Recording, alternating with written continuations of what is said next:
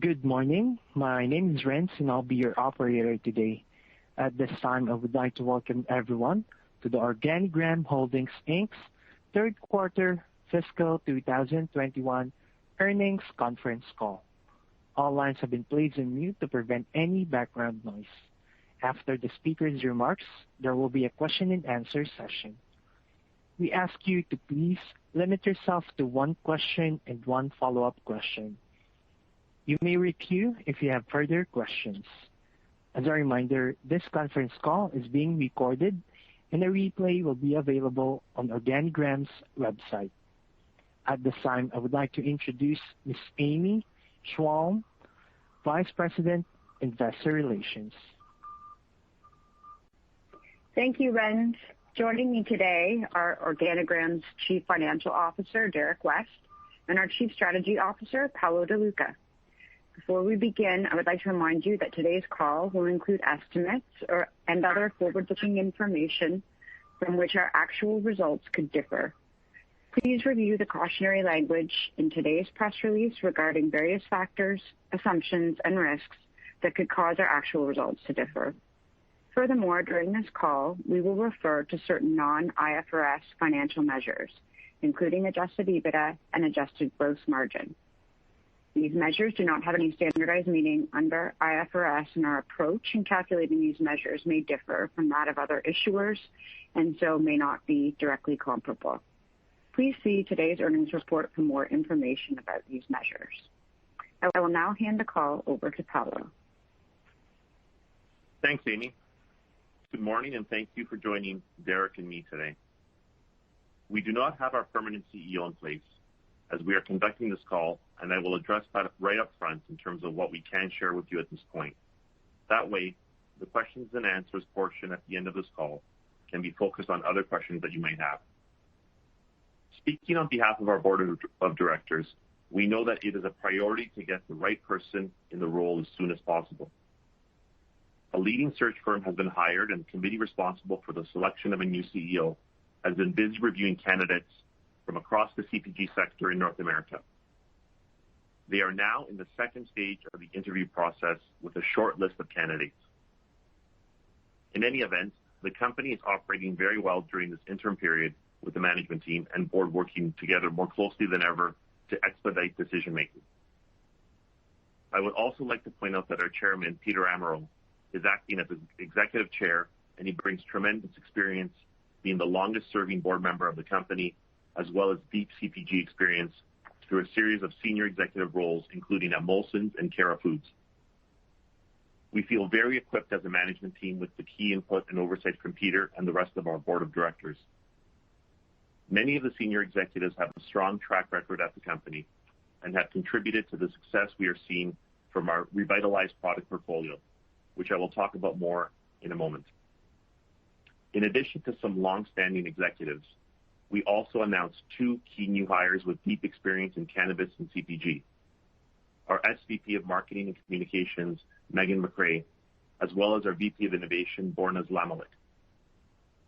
We also onboarded great confectionery management capabilities as part of our edibles and infusions acquisition in James Fletcher, who remains president of EIC. In addition to a better top-line trend, we have seen cultivation ramp with the benefit of increased staffing, and critically, we have seen cultivation costs per gram continue to decline on the back of higher plant yields, as well as the realization of other cost efficiencies and improvements to thank for leading these efforts. Again, all of this to reinforce that we feel very good about managing the business through this interim period and continue to benefit from the long track record and expertise of Peter Amaro and the rest of the board. We feel even better about our prospects when we look at the strong outlook for the entire industry and with COVID restrictions being unwound nationwide, a strong seasonal backdrop, and the ongoing expansion of the retail store network in key markets like Ontario. Derek will go into more specifics on our outlook for our fiscal Q4. So just to sum up before I continue to discuss the quarter, we won't be answering any other questions on the CEO search on this call, but look forward to updating you as soon as we are able to. Now I will move along to the fiscal Q3 results that we released earlier this morning. I will talk a little about revenue and new product launches, as well as some of our strategic developments and will leave Derek to go through detailed financials and our outlook for Q4. As we expected and directionally guided, and I say directionally as we do not provide specific revenue or earnings guidance, in our last quarter's disclosure, Q3 revenue improved from a challenged Q2, which we believe represents a clear inflection point for the company. As I mentioned, we have ramped up operations and staffing such that we were better able to fulfill demand in Q3. We believe Q3 revenue was still negatively impacted by relatively suppressed demand from some provincial boards, particularly in the most populous province of Ontario. Strict COVID-19 restrictions in Ontario meant less staffing to enable physical distance and retail stores being limited to 25% capacity for most of March, and then closed completely to all foot traffic for the balance of our fiscal quarter, which ended May 31st, 2021. However, we did not have the production disruptions related to COVID-19 cases that occurred in our Q2 quarter ending February 28th, which essentially shut down the Moncton facility temporarily on 2 occasions, sending larger groups of employees home to isolate. Our revitalized product portfolio is resonating with consumers, and this is reflected in revenue growth in Q3. We conduct ongoing consumer research and leverage detailed analysis of our consumer purchasing behaviors to help ensure our offerings are aligned with existing and expected evolutions in consumer preferences. Consumer trends have continued to emerge and coalesce, including ongoing growth in the large format value segment, a desire for higher THC, as well as a penchant for newness, including new genetic strains and novel products. Organigram began a product portfolio revitalizations in mid-calendar 2020 to address these consumer trends and preferences. We have launched 84 new SKUs since July 2020, and up to 20 more SKUs are still to come in Q4 fiscal 2021. Dried flower and pre-rolls remain the first and second largest categories, respectively, in the Canadian adult use recreational market of all product form factors, and the company believes these categories will continue to dominate based on the sales history in mature legal markets in certain U.S. states, as well as regulatory restrictions on other form factors. For example, the 10 milligram per package THC limit in the edibles category. Consumers continue to want both high THC dried flower products, and cultivar diversity is supported by available sales data. In the popular value segment, sales of Shred continue to impress, almost tripling from last quarter. Country. It has remained the number 1 most searched brand on the OCS website for the last 8 consecutive months. There are a number of exciting developments I want to highlight when it comes to this highly demanded product. First, the product margin on Shred is improving as our yields and efficiencies are improving with increased scale. Second, we have had the benefit of being able to leverage Shred's extremely strong brand equity to introduce new, better margin products like Shred Jar of Joints, a convenient jar of 14 half-gram pre-rolls of Shred's Tropic Thunder. And we have more to come, so stay tuned. We will obviously provide more details as these products are rolled out. Late in Q3, Organigram officially announced the launch of Big Bag o' Buds, indoor-grown, strain-specific dried flower in a 28-gram value format. The new Big Bag o' Buds lineup includes existing cultivars, such as the company's industry-leading Ultra Sour, otherwise known as Limelight, new cultivars, and a rotation of one-time strain offers.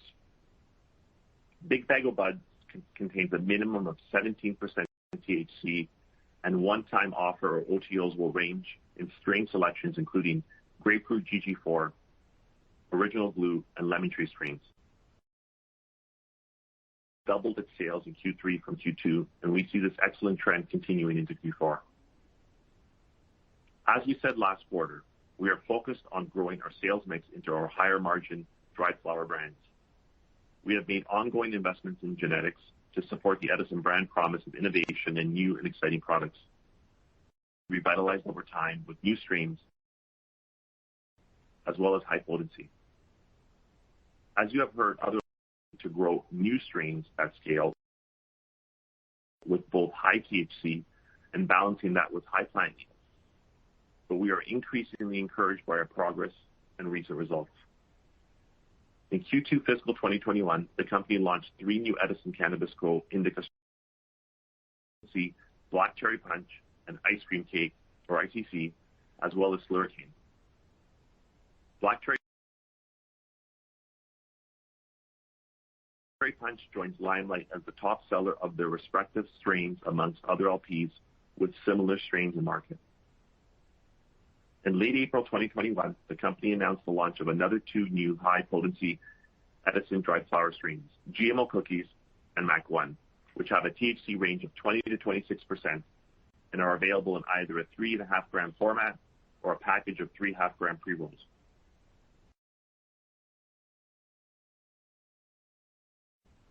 Both strains feature a distinct phenotypic profile, flavor, and aroma as a result of being grown in one of Organigram's strain-specific microclimates. We expect to introduce more new cultivars high-margin dry flower brand to the market called Indie, one of Canada's only cannabis brands dedicated exclusively to indica cultivars. Skyway Kush was the first and only strain in the company's Indie portfolio, offering THC in the range of 20 to 23% until June, when we launched 2 new Indie strains in 3.5-gram formats, Biscotti Gelato with a THC range of 20 to 26%, and Gelato number 33 with a THC range of 17 to 23%. Pre-rolls are the second largest category in adult use recreational market and the fastest growing on a quarterly basis this year, at about 33% in calendar Q2 over Q1. In late March of this year, we introduced the new Edison strains of Black Cherry Punch, ICC, and Slurricane in a package of 3 half-gram pre-rolls produced with our new pre-roll machine. This machine was commissioned in March and is now producing an average of about 40 pre-rolls per minute. We have ordered another machine expected to be delivered and commissioned in early Q1 fiscal 22, as pre-roll demand hasn't shown any signs of slowing down. Derivative product sales were lower in Q3 than Q2, but we look forward to gaining sales traction in the largest derivative product category, vapes, with the launch of 2 new vape products with higher THC concentrations. These include an Edison plus Feather disposable vape pen at a very competitive price point, as well as a new 1-gram Edison cartridge for the 510 vaporizer. Both products are based on Limelight, our top-selling flower strain, retail stores in early August. To date in Canada, edibles are one of the fastest-growing segments of the product subcategory within edibles is gummies. With our acquisition of Winnipeg-based Edibles and Infusions Corporation, or EIC for short, with proven confectionery experience to some of the world's biggest retailers, including Costco and Walmart. We now have 2 facilities capable of R&D, product development, and large-scale manufacturing capabilities to deliver derivative products. Our flagship facility in Moncton and our derivatives dedicated EIC facility in Winnipeg, with EU GMP specification standards in mind. While flower and related products still account for more than 70% of the overall Canadian market, derivative sales growth is outpacing the overall market as new product formats are launched, and consumers currently represent about 4% of 15% in the more mature U.S. markets. Innovative derivative product launch still to come in Q4 fiscal 2021.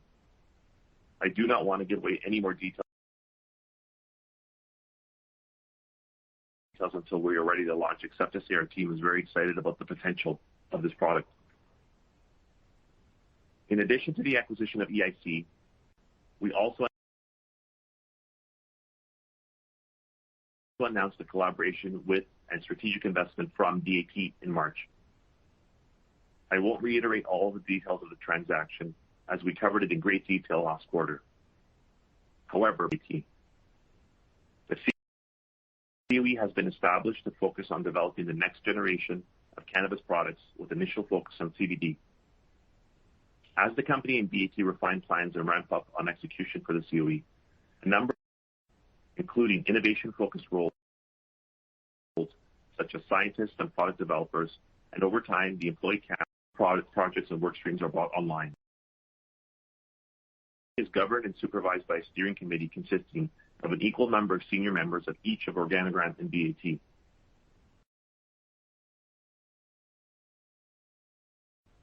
Under the terms of the PDC agreement, both Organigram and BAT have access to certain of each other's intellectual property and, subject to certain limitations, have the right to independently and globally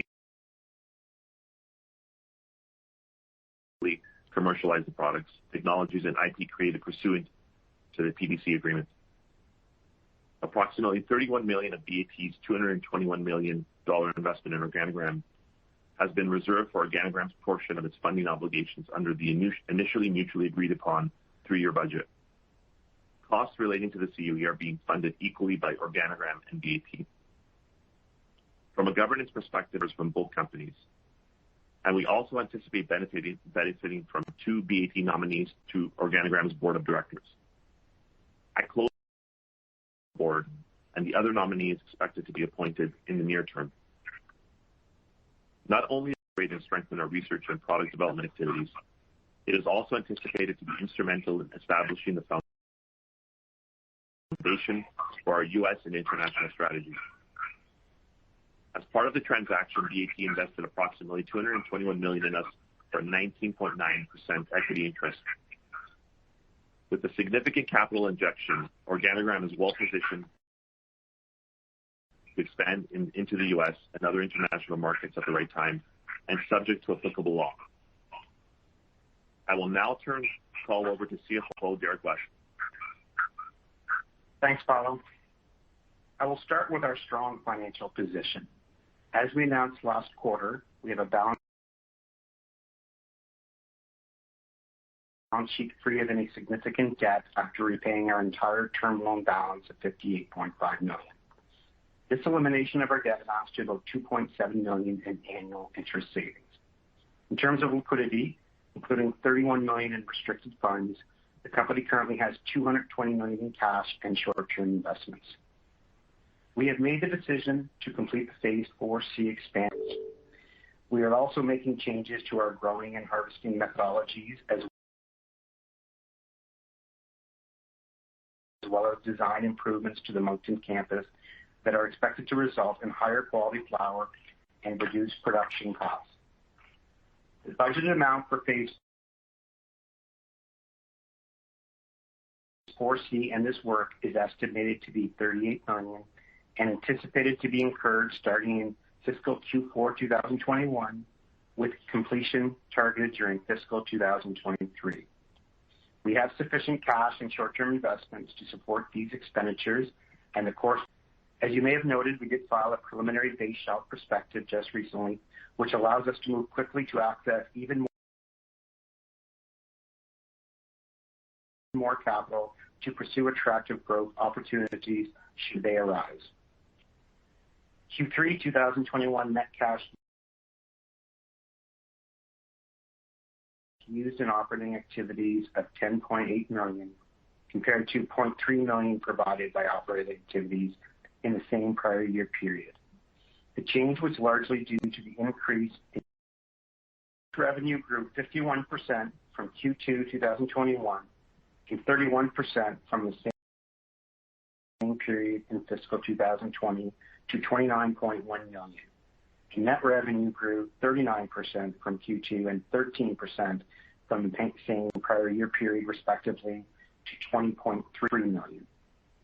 The revenue growth was primarily due to higher adult use net revenue, which grew 40% from Q2 and 10% from the same period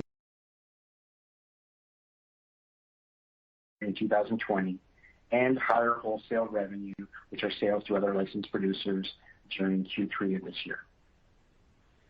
Cost of sales decreased 47% to 23 for write-offs reported in Q3 of last year, and provisions as well as charges related to a reduced workforce due to COVID-19, which were all incurred in the prior year period. The charge sequentially this quarter as we expected and indicated in our Q2 2021 disclosures. It is anticipated to decline further further in Q4 as we continue to ramp operations.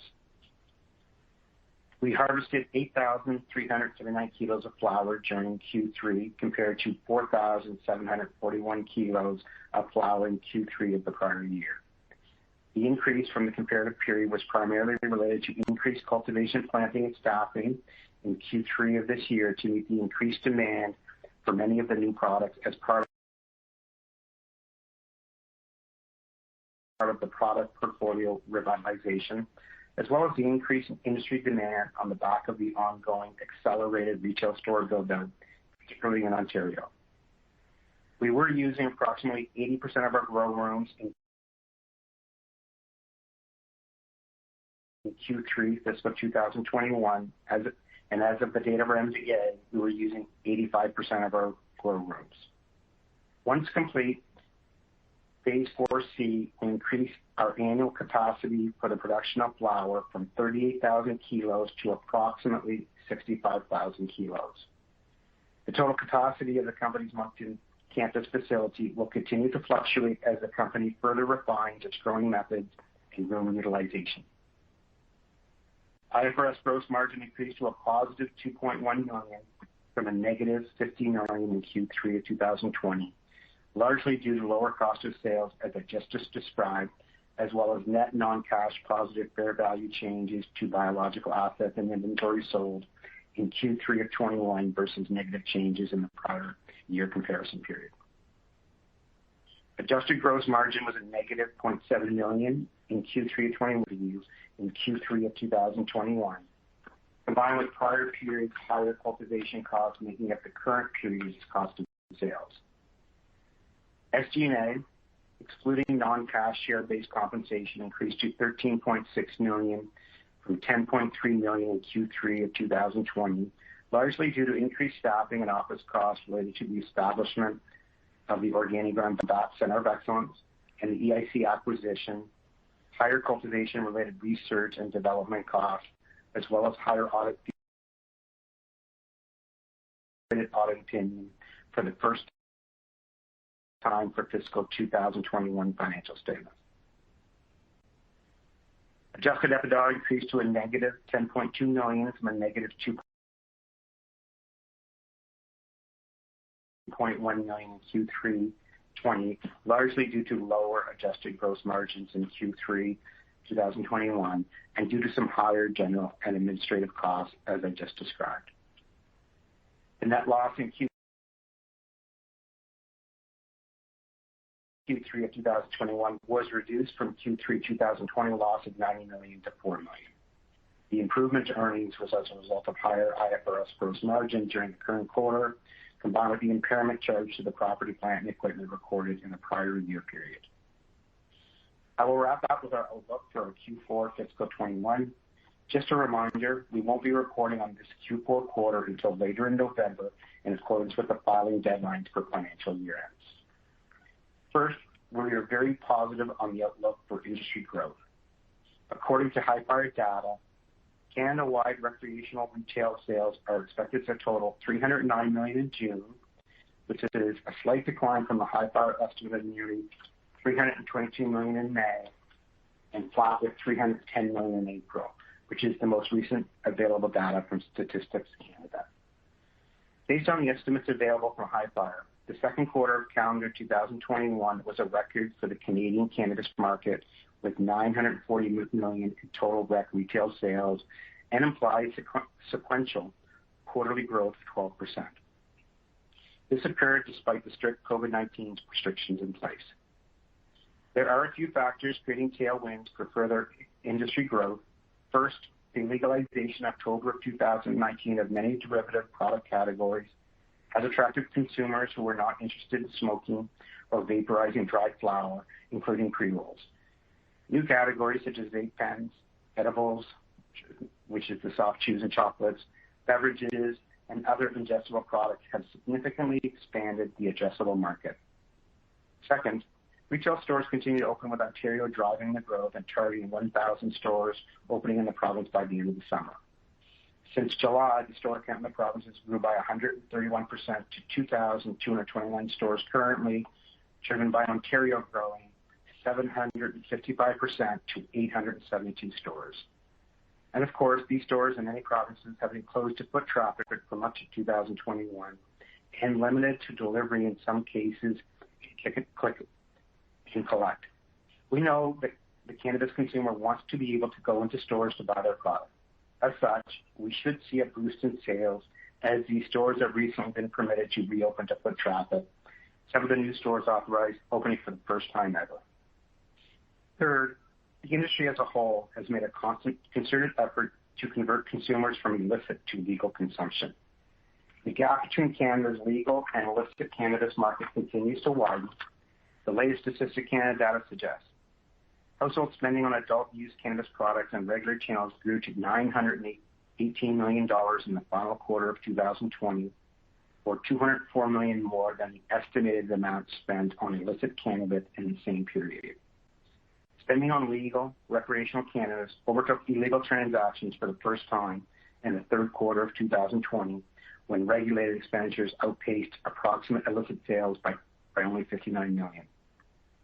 The legal market benefited from the growing retail options in calendar 2020.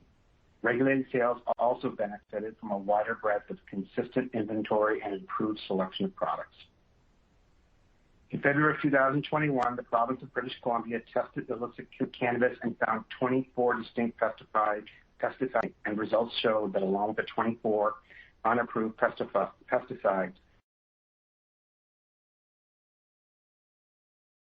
there were high levels of bacteria, fungi, and heavy metals in many of the samples. These samples were subjected to the same full panel analysis to detect chemical and microbial contaminants as licensed cannabis producers are required to use. We believe the more that knowledge like this becomes better known amongst consumers, the more we'll see cannabis consumers shift to the legal market. Against this backdrop of strong industry growth, particularly as COVID-19 restrictions are being removed nationwide in a strong seasonal period, we expect to generate higher sequential revenue in Q4 fiscal 21 as compared to Q3. We have strong demand for our revitalized product portfolio, and with increased cultivation and more staffing, we are better equipped to fulfill that demand. Revenues to date and purchase orders received from customers support our expectation for higher revenue in Q4. Beyond Q4, we expect to resume shipments to Canndoc in Israel in Q1 of fiscal 22. We received the Good Agricultural Practice certification by the Control Union Medical Cannabis Standard to comply with Israel's updated standards for imported cannabis in early Q4. However, the timing of shipments is contingent upon the regulatory approval from Health Canada, including obtaining an export permit. We also expect to see a sequential improvement in adjusted gross margins in Q4 fiscal 21, largely due to lower product cultivation costs, as well as other economies of scale as we continue to ramp up cultivation and realize the benefit of ongoing cost efficiency improvements. The overall level of Q4 fiscal 21 adjusted gross margins versus Q3's will also be dependent on other factors, including, but not limited to, product category and brand sales mix. Although the sequential improvement in Q4 fiscal 21, the company has identified a number of opportunities which it believes have the potential to further improve adjusted gross margins over time. We expect to gain economies of scale and efficiencies as we continue to scale up cultivation. As I noted earlier, we plan to make changes to our growing and harvesting methodologies that should not only enhance the quality of our flower, but also reduce production costs over time. The recent launches of newer, higher-margin dried flower strains under Edison and Indie brands, with more expected to come, have the potential to positively impact gross margin as these products gain traction in the market and comprise a greater proportion of the company's overall revenue.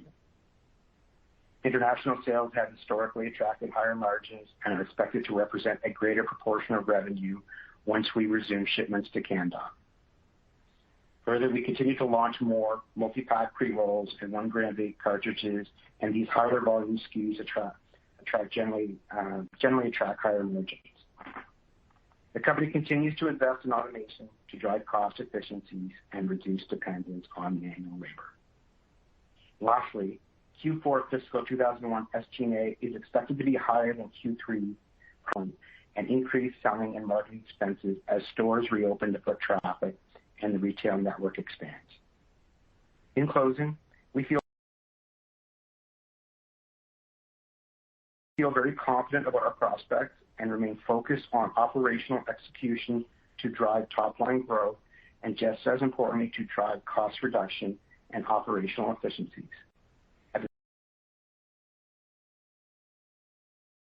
the same time, we are investing in innovation and research and development and product development, which we believe is critical to gain and sustain a long-term competitive advantage in the industry. So that concludes the prepared remarks.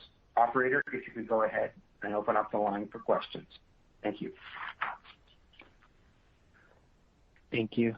We have our first question from the line of David Kideckel from ATB Capital Markets. Your line's now open. Hi, good morning. Congratulations on the quarter. Thanks for taking my questions here. I want to start, I think in your prepared remarks, you mentioned revenue mix, and you look at margins being increased in Q4 as a result of product category or dependent upon product category and sales mix.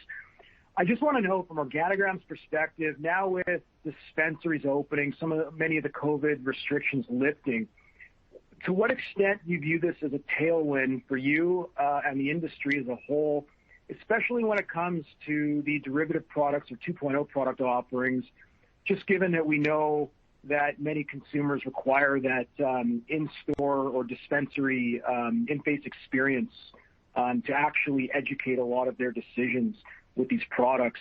And with that said, are you able to comment at all about what you potentially think that a revenue mix could look like from a 1.0 versus 2.0 product category split? Thanks.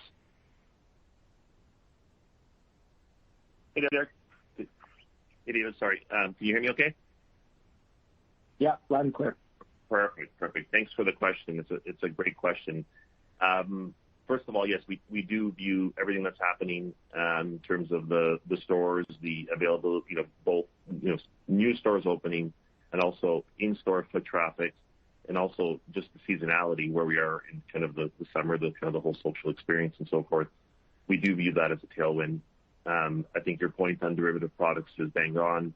Some of those products require a bit more hand-holding maybe from bud tenders. I was in a store in Toronto just last week, walked in, and I was really taken aback about how much a bud tender can influence a consumer's purchase decision. The person in question walks into the store, kind of middle-aged man, and the bud tender really had a strong influence in terms of, in this particular instance, he was looking to buy an edible and really help them navigate to a particular brand and so forth. So when I think of derivative products, when I think of our derivative products in particular, our powdered beverage, that will certainly do better in our view in a situation where someone walks into the store and can be navigated by a bud tender to a different type of beverage, maybe something that's not as heavy to carry around, something that they could put in their purse or their back pocket now that they're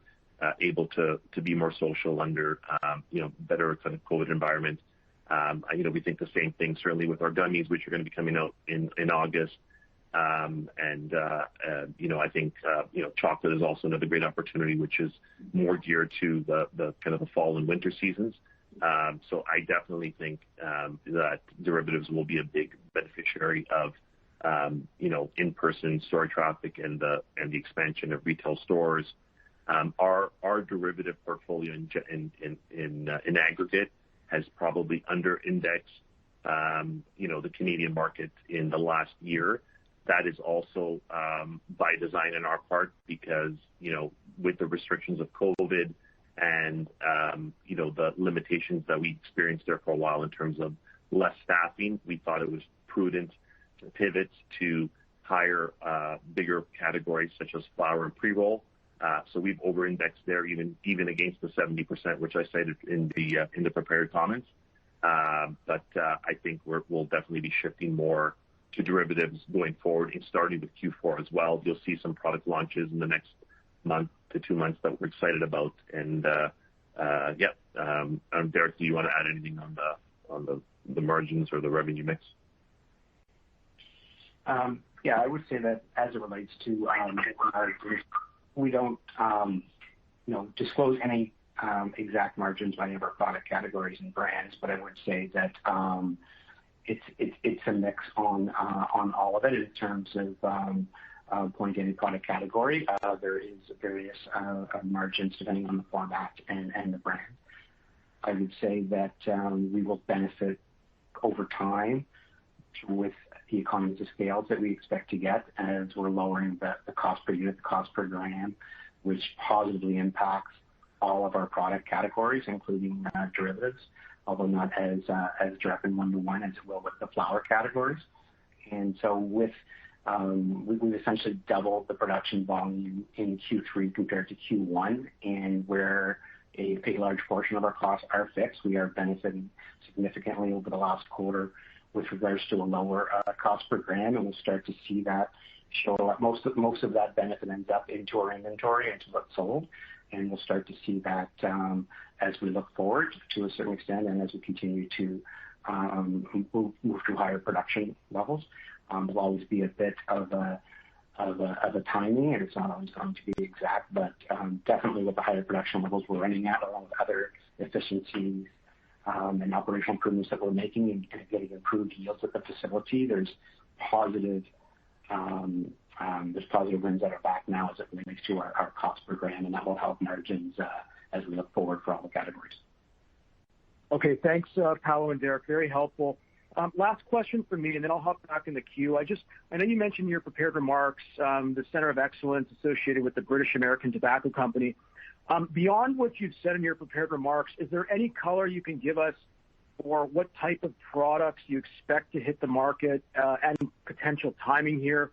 For example, are these going to be existing products that you already have that you're looking to tweak, like chocolates or beverages, or are these going to be a new product offerings altogether? Thank you, and congrats on the quarter again. Because we just launched it. I can tell you that we're extremely happy in the COE. The hirings that we've made, the launch has gone very well to date, and the teams are within that group are working on product plans and work. Heading is for sure the products will be in derivative type of style products. The focus really is on product innovation and also research, understanding safety, understanding the efficacy of the products, and that will be the foundation to which these derivative products will be developed. So the idea here is to really develop IP and products that are that can transcend borders. So once we've developed them and we have IP supporting them, and we've got a body of research and testing to support how these products work, that we can establish them as products in markets around the world subject to regulations. And we think that the work that we're going to do is going to be important regardless of which market you go into. Regulators and public health officials are going to be first and foremost concerned about safety and, again, efficacy, and the ability to make product claims is going to be based off of that. So derivative products, safety and efficacy, supported by research, supported by science, and with a focus in terms of cannabinoids primarily on CBD. In terms of timing, I think we should be very realistic about expectations. There's certainly nothing that we're expecting to bring to market in the next kind of 12 months. Beyond that, it'll be subject to which product and how far we are along in progress. And in terms of whether they will be innovations on existing products that we have or completely new products, the answer to that is both. Again, subject to the work streams and the product plans that our teams put together, which we're still in the relatively early stages of that. But really excited. I think that the people on both sides have been great. We've been collaborating great, and I think that's just gonna get a lot better when we're able to kind of travel more freely and so forth. And I think with COVID kind of hopefully on the downslope, these collaborations will just get amplified going forward, and we're excited about everything that we've done today. Thanks very much. Congrats on the quarter. I'll pass it along. Thank you. The next one is from Andrew from Stifel GMP. Please go ahead. Hi, good morning. Thank you for taking my questions. Maybe we could just discuss profitability a little bit. You had a big revenue bump this quarter sequentially, but it seems like on a reported adjusted gross margin basis, it was relatively stable.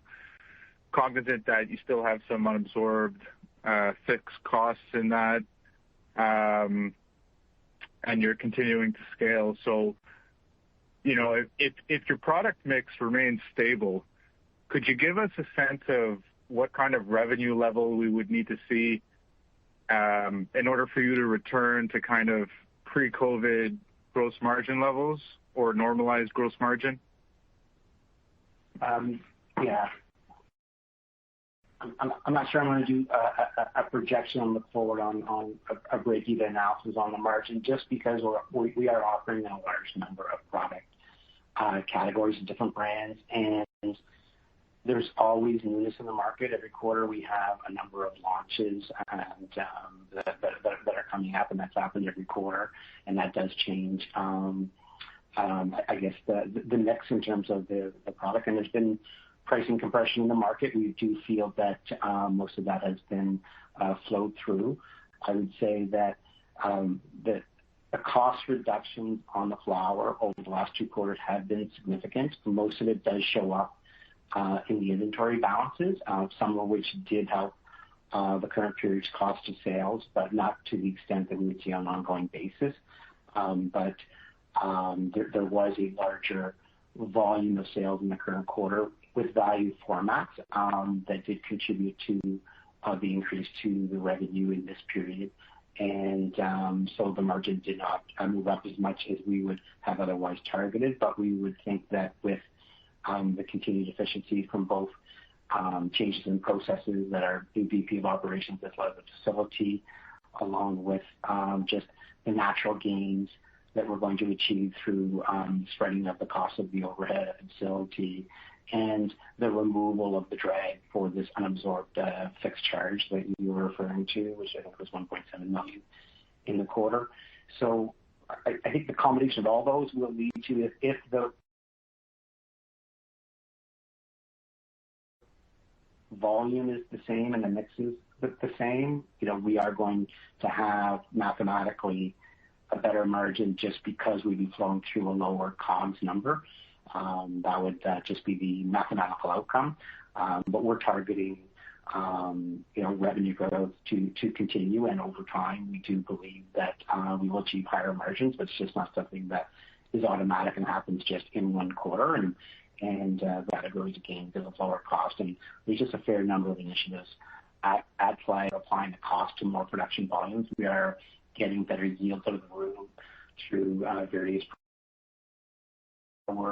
We will start to see the benefit of that as we move forward. And of course, dollars will help as well on the margin. And it does have our attention, and we're having continuous meetings on it, on all the profitability metrics, but it does start with our margin, no question. Okay, thank you for that color.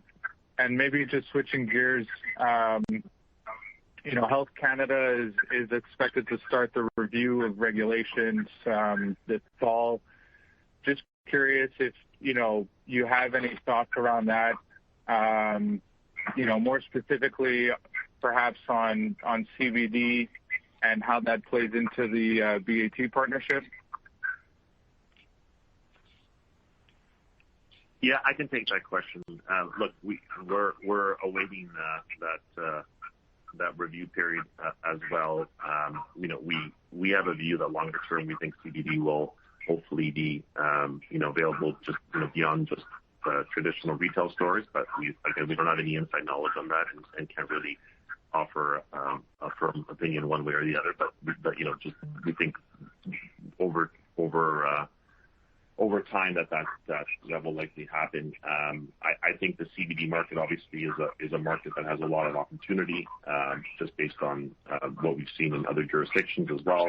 The only thing I can offer as it relates to BAT is that we've signaled, through formal communication that is the cannabinoid, CBD is the cannabinoid which will represent a primary focus to start with. So, we think that's obviously a bigger addressable market than psychoactive products. So we will obviously make that a priority, both Organigram independently and also with CBD. Okay, thank you. Okay, I was just going to add to that we expect the 3-year review to result in some incremental changes to regulation, and some of which may be positive to the industry, but we are focused on competing in the playing field that exists now, and we don't predicate our success on the prospect of a favorable regulatory change, but obviously there will be a certain level of change. Then we'll be ready and agile to make a move to take advantage of those changes. Okay, do you have any view on what changes might occur? No, we don't have any comment on that. Okay, thank you for taking my question. Thank you. The next question is from the line of Tamy Chen. The line is open. Thanks. Morning. First question I had is on the thinking behind the decision to complete the phase 4 expansion. I noticed another one of your competitors recently brought on a lot of new capacity on their end. So I just wanted to dig into that a bit further. You talked about wanting to meet longer term forecasted demand, but as far as I think we can see, at least in the earlier part of this year, provinces were still rationalizing SKUs. Looks like there have been some share losses among the bigger LPs, apparently to some craft growers.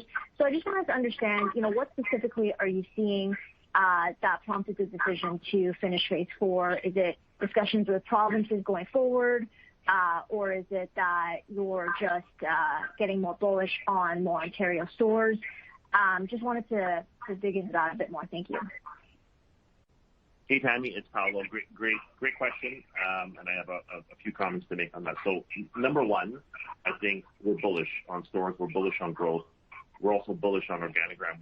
We've as all the publicly available information, including from Hi-Fire, will point to our market share has been increasing, and we're not able to even produce what we need to meet demand now. So that's part of the decision. Our specific situation at Organigram requires us to produce more flower. We also have, as part of the investment initiatives, to improve our THC and to improve our efficiency. So when we did the analysis, all the signs pointed to that this was the right decision to make and that we needed to do this to grow our business. In the context of the macro environment, I would just also mention that, when you look at the way the industry has unfolded in the past few years, it never made sense for all of the production facilities that were built to be put online. And we knew that over time, the best facilities, and when I just say best, I'm talking about either lowest cost of cultivation or highest, quality product or a combination thereof, would survive over the long term. And we've seen some of the larger players shutter some of their production facility because it's either inefficient or cannot produce the right quality flower. And also in M&A situations, we've seen companies post M&A again shutter facilities. So what's happening now is the best producers, in terms of being able to produce at a lower cost or higher THC or combination thereof, and we think we're certainly in that category, are going to survive and are going to be the ones responsible for providing the cultivation in Canada. So we think that we're needed as a cultivator in Canada, and we need it just for even our own demand. And we are very bullish on Canada as a whole. I think the market still has a lot of room to grow. We hope to see that growth now that Ontario is opening in stores and stores are open for foot traffic. And when I look at markets like more mature markets in the U.S. like Colorado, which did less than 6 million people, they did $2.2 billion in sales in 2020. So if you were to, if Canada follows a trajectory that's even a fraction of that, we're going to meet that cultivation. So again, for us, there's demand on the table that we need to satisfy. There's efficiencies that we need to go after, and there's THC improvements that we still think we can make, and that's what's driving the decision to make that investment into finished 4C. Got it. Okay, that's very helpful. That was it for me. Thank you. Thank you. The next question is from the line of Adam Buckham from Scotiabank. Your line is open. Morning. Thanks for taking my questions. So maybe a question on the back of Tammy's there. So you talked about your capacity and how it's grown throughout the last 2 quarters. Are you able to give us an idea of what your fill rate is on POs as of Q3 versus, your prior quarters? Yeah, I don't know, Derek, if you have those numbers handy.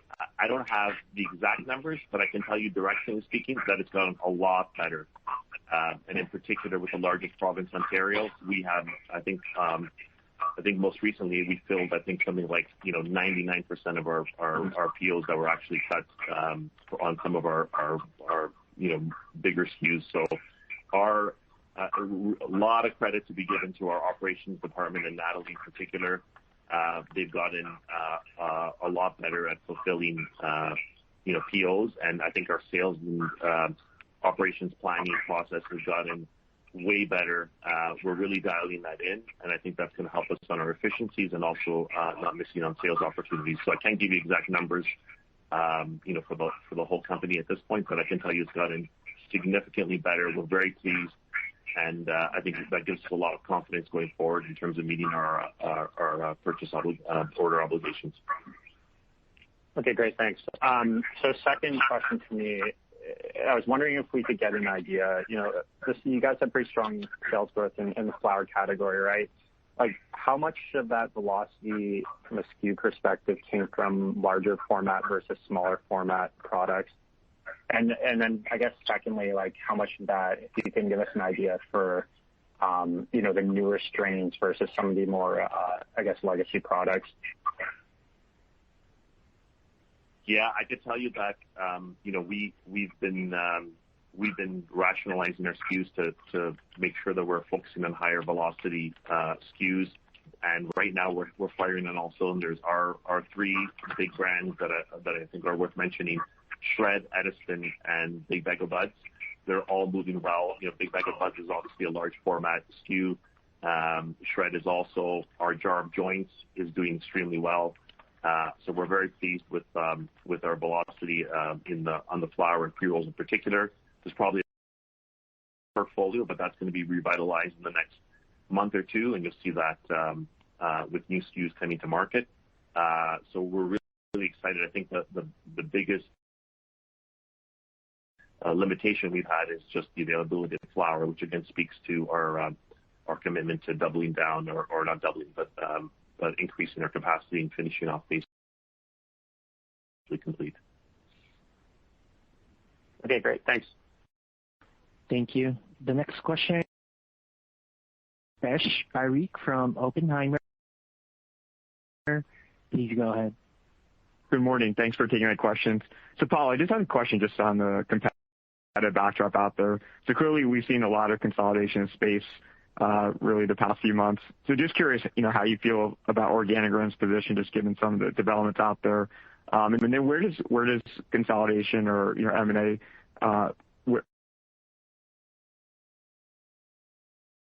where is that a focus going forward for Organigram? Yeah, look, I think when you look at the decision tree between buying market share and being extremely dilutive doing that, which I think has been a trend that some of our peers have demonstrated in the past, versus taking that market share with our own internal capabilities and like even what we announced today, it definitely works in terms of build it yourself and expand. And we have the confidence to do that now because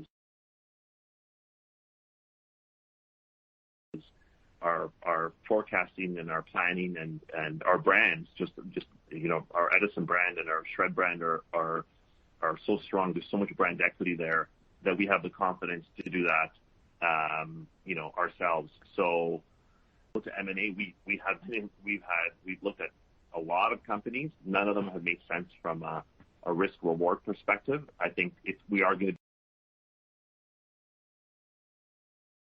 to do something in the M&A space, it's going to be much more targeted to either a product category or a segment that maybe we need a little boost in, or to just go a little faster on.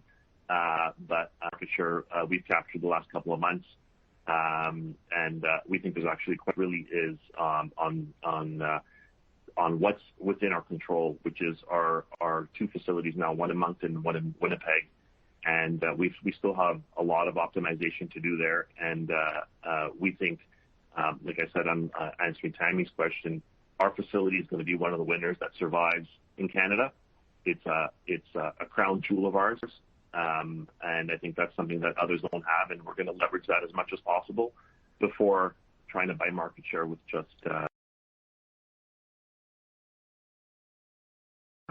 with M&A, because I think that's not a winning proposition for our shareholders. Okay, great. Thank you. I'll pass it along. Thank you. We have our last question from the line of John Zamparo from CIBC. Please go ahead. Thank you. Good morning. I'd like to better understand the strategy when it comes to how Organigram gets to improve margins. And I ask that with the backdrop of, we've all seen the numbers on Shred. I think we can all agree it's pretty remarkable growth, but it's one of the largest or top selling brands in Canada already. But that doesn't necessarily result in positive margins. So I want higher level of sales to become a positive margin contributor, or should we think about it as that is probably not going to be the primary driver of margin expansion, and that margin expansion will come from the other categories that you're focused on? John, that's a great question. Look, I think to answer that question, what I would say is Shred will benefit from increased volume for sure. Shred will also benefit from lower cost of cultivation, which we're already demonstrating in extensions. Jar of Joints is a good example of that. That's a better margin product example for us than the 7-gram pouches. And we think we can take the brand extension to other products as well. The brand equity that Shred has is remarkable. I mean, it's a pleasant surprise for us. And along with Edison, I think we've got two real winners to build upon. And getting brand equity in cannabis has been a hard proposition for a bunch of reasons, structural, including regulatory and so forth. So like, can advertise and all that other stuff. So I would say, look, we want to obviously shift as much as possible to higher margin brands. That is happening already, I think, with our new Edison strains, and I think that investment that we made in our facility to bring the THC up will allow us to do that. But we're keeping a close eye on Shred, and trust me, it's a big topic of discussion internally, and we have a plan to take it to a better roll that out in the next couple of quarters. But I think line extensions would be one answer. Efficiencies on just cost of cultivation, and then just general efficiencies in terms of the way we operate. I think we're going to get there very soon. Well, thank you. And then the second question, I suppose, is two parts. They're both related to margin, though. First, are there other international markets that you're potentially going to sell into over the next couple of quarters? And then second, in Canada, how would you characterize where we're at in terms of price compression? Yeah, on international, I think we're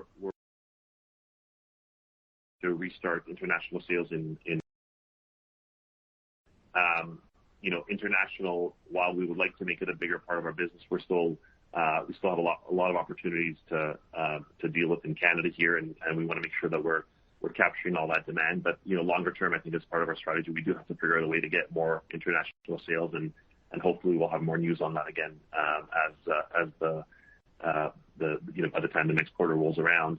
On price compression, Look, that's a hard one to answer because that requires a forecast of supply and demand. It's hard to actually get good transparency on what the other producers are producing in terms of kgs. And again, I think I made the comment earlier on the M&A question is we think that there's going to be continued rationalization of cultivation facilities.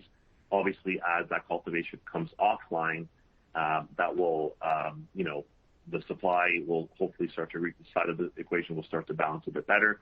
On the demand side, though, we're seeing, growth. Certainly the proliferation of stores in Ontario is going to drive a lot of that. And it's certainly slowed down, if nothing else. So that's probably a sign that it's bottoming. And I think, the margins just become impossible at a certain point for LPs if they keep, dropping it. So I think, rationality will prevail. And the one thing I am encouraged about with M&A is that, people will be a bit more rational. I think some of the companies that have done that are going to have to look really closely in the mirror to see and ask themselves the question, is it worth producing in this, facility that can't, get the THC to the right level, or the cost of production is too high? That'll get rationalized, and I think that's going to help the overall supply-demand equation. But on our side, we're committed to making money at these prices because we have to. It's within our control to get more efficient, and that's what we're driving to. And again, on the THC side, we've seen our THC climb, but there's still more work to do there. And I think that's the way we're going to deal with it on our end, just making sure that we maximize our THC and keep our costs as low as possible. Understood. Thank you very much. Thank you. This concludes today's conference call. Thank you for participating. You may now disconnect.